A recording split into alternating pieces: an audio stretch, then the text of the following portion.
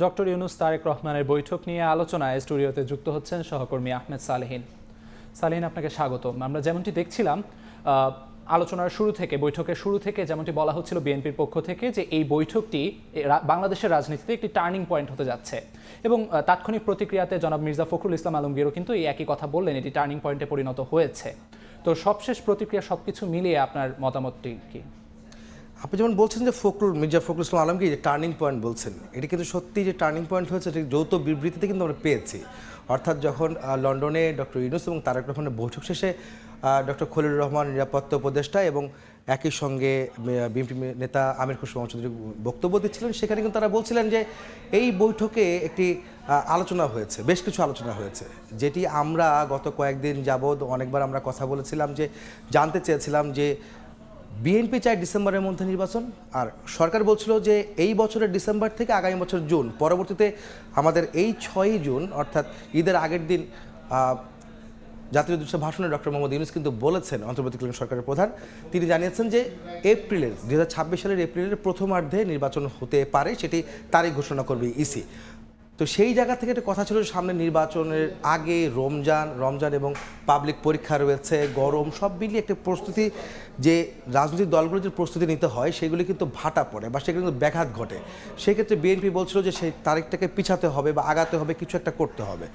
সেটি কিন্তু এই বৈঠকের মধ্যে দিয়ে কিন্তু অনেকটাই খোলাসা হয়েছে যে আগামী ফেব্রুয়ারিতে, অর্থাৎ আগামী বছরের ফেব্রুয়ারিতে হয়তো নির্বাচন হতে যাচ্ছে, যেটি কিন্তু অনেকটাই আভাস দিয়েছে দুই পক্ষই, অর্থাৎ বিএনপি এবং সরকারের পক্ষ থেকে বলা হয়েছে যে রমজানের আগে নির্বাচন হতে পারে। 17 বা 18 তারিখ আগামী বছরের ফেব্রুয়ারিতে নির্বাচন হতে পারে। আমরা যেমনটি দেখলাম নির্বাচন ইস্যুতে মোটামুটি আমরা বলতে পারি একটি সমঝোতার জায়গায় হয়তো এসে পৌঁছানো গেছে।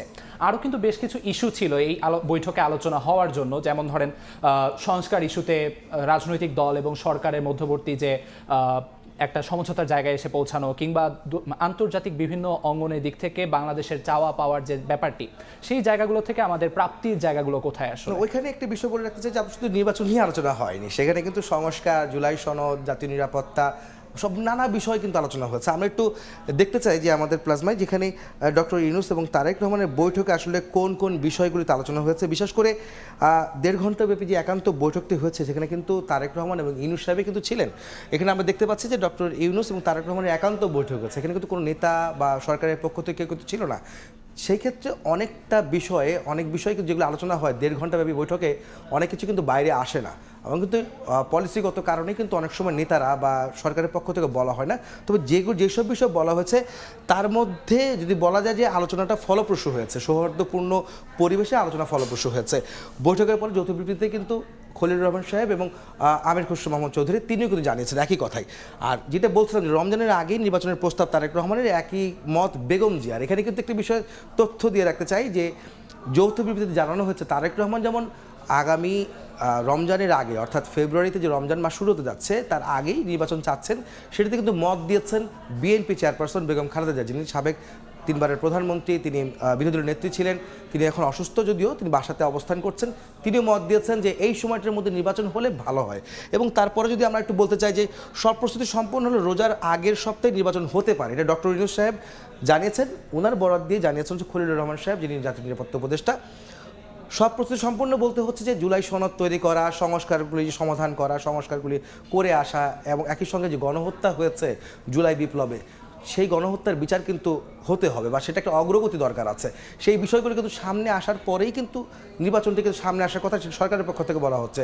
অর্থাৎ স্পষ্ট করে বলা হয়েছে সংস্কার এবং বিচার প্রক্রিয়ার অগ্রগতি সম্পন্ন হলেই তাও কেবল নির্বাচন হতে পারে। সেই ক্ষেত্রে ফেব্রুয়ারির প্রথম সপ্তাহ বা রমজানের আগের সপ্তাহ নির্বাচন হওয়াটা হতে পারে, সেই প্রস্তুতি কিন্তু ইতিমধ্যেই তারা নিবেন বা নিতে যাচ্ছেন, সেটা কিন্তু আমরা বলতেই পারি। যেহেতু দুটি পক্ষই কিন্তু ফেব্রুয়ারির প্রথম সপ্তাহে নির্বাচনের বিষয়ে একমত হয়েছেন, কাছাকাছি সেই আভাসটা দুজনই কিন্তু আমাদেরকে বলেছেন। একই সঙ্গে শিগগিরই নির্বাচনের তারিখ ঘোষণা করবে নির্বাচন কমিশন। আমরা যেটা বলছিলাম যে ডক্টর খলিলুর রহমান নিরাপত্তা উপদেষ্টা, তিনি কিন্তু বলেছেন খুব শীঘ্রই নির্বাচনের একটি তারিখ ঘোষণা করবেন নির্বাচন কমিশনকেও তাহলে সেভাবে প্রস্তুতি নিতে হবে, সেই বিষয়গুলি নিয়ে আসতে হবে। এই বিষয়গুলোর উপরে কিন্তু তারিখ নির্ধারণ করছে কবে নাগাদ নির্বাচন হচ্ছে, সুনির্দিষ্ট একটি তারিখ আসবে। রোডম্যাপ যেহেতু ঘোষণা হয়েছে আগেই, এবং আবার আলোচনা হচ্ছে যে ফেব্রুয়ারির প্রথম সপ্তাহের দিকেই নির্বাচন হতে পারে কিনা, তারপরে হচ্ছে তারিখের বিষয়টা আসছে, সেটি কিন্তু তখন দেখা যাবে খুব শীঘ্রই হয়তো তারিখে আমরা আশা করতে পারি। আরেকটি ঐক্যমতের ভিত্তিতে বাস্তবায়ন হবে সংস্কার ও জুলাই সনদ, যেটি কিন্তু বলেছেন বিএনপির স্থায়ী কমিটির সদস্য আমির খসরু মাহমুদ চৌধুরী। তিনি বলছেন যে সব দলের ঐক্যমত্যের ভিত্তিতে আসলে জুলাই সনদ এবং সংস্কার বাস্তবায়ন হবে।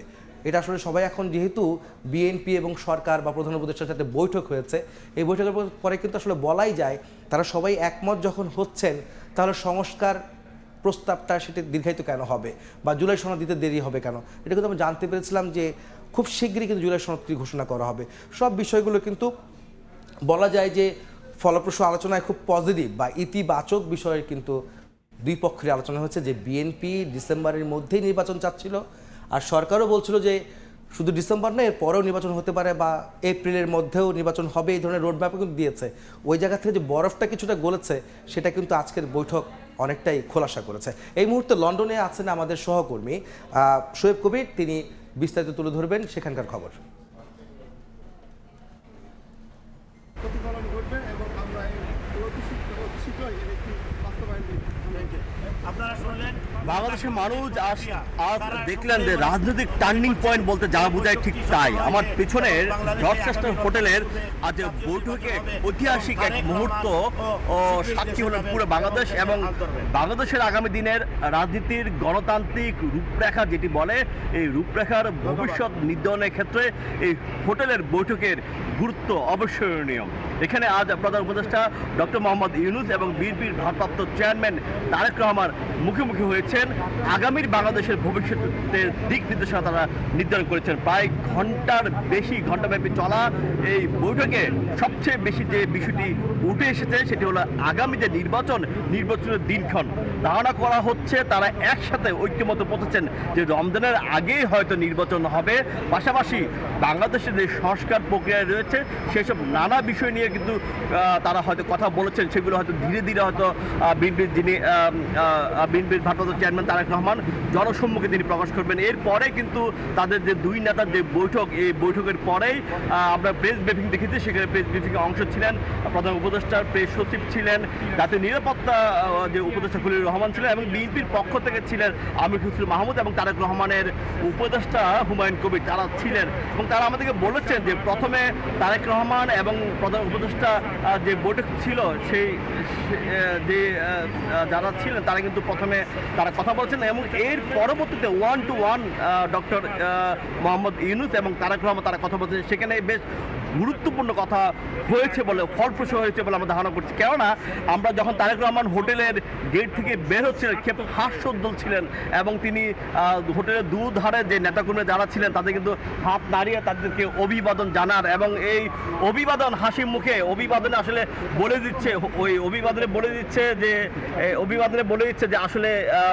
কী ধরনের ফলপ্রসূ হয়েছে। আমরা এখন জানতে চাইবো যে এখানকার যারা নেতাকর্মী রয়েছেন আসলে এই যে ফলপ্রসূ আমরা তারেক রহমানের যে হাসিটা দেখেছি সে হাসি কি প্রকাশ করছে। হ্যাঁ, অত্যন্ত আমরা খুব আশাবাদী। প্রথম হচ্ছে লিডার সাধারণত মানে গাড়ি থেকে ওঠার আগে নেতাকর্মীদের সাথে হাস্যোজ্জ্বল প্রাঞ্জল ভাবে আমাদের সাথে দেখা করতে আসেন, হাত নেড়িয়েছেন এবং ওনার বডি ল্যাঙ্গুয়েজটা আমরা বুঝতে পারছি যে অবশ্যই মিটিংটা ফলপ্রসূ হয়েছে। আমি এটা একটা ঐতিহাসিক মিটিং, আমরা ঐতিহাসিক মিটিংয়ের মাধ্যমে অবশ্যই এখানে আমরা যে একটা ইতিমধ্যে একটা দিক নির্দেশন পেয়েছি যে নির্বাচন এপ্রিল এবং ডিসেম্বরের মধ্যবর্তী রোজার আগে অর্থাৎ ফেব্রুয়ারি মাসে হচ্ছে। এটা আমাদের স্বস্তির নিঃশ্বাস দিচ্ছে এবং আগামী সংস্কারগুলো, আগামী যে সকল যৌক্তিক যে সংস্কারগুলো অবশ্যই ঐক্যমত্যের ভিত্তিতে হচ্ছে এবং এটা একটা ঐতিহাসিক বলছেন যে আসলে ফলপ্রসূ গুরুত্বপূর্ণ এবং বাংলাদেশের রাজনীতির জন্য টার্নিং পয়েন্ট এবং বাংলাদেশের যে ভবিষ্যৎ যে গন্তব্য, সেই গন্তব্য কোন দিকে যাচ্ছে সেটির জন্য কিন্তু এই বৈঠকটি ছিল অনস্বীকার্য, বেশ গুরুত্বপূর্ণ এবং এর প্রভাব আমরা কিন্তু আগামী যে নির্বাচন, আগামী যে রাজনীতিক সেখানে আমরা দেখতে পাবো।